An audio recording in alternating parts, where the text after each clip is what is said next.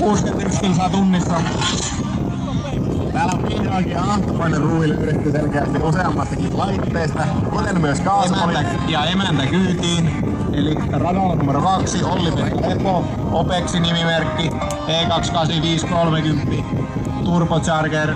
Ja radalla numero 1, Komulaisen Tuomas, 335 PY Power Diesel. Kyllä, sieltä Tuukalla meinaa saat vähän takerran, kun repsikäisellä rapsittelee pitkiä ripsiä tänne selostamon suuntaan, niin Tuukka on tosta ihan sanoissa alkaa mennä sekaisin, kun vaimokin on jäänyt kotiin tänä A-luokan reissulla. Golden Cap maistuu täällä Tuukalle selostamassa. Komulle paremmat reaktiot radalle numero 1, 1,6.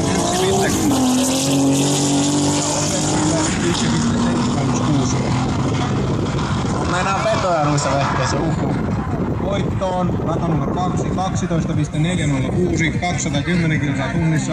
Ja Komulle rata numero 1, 13,11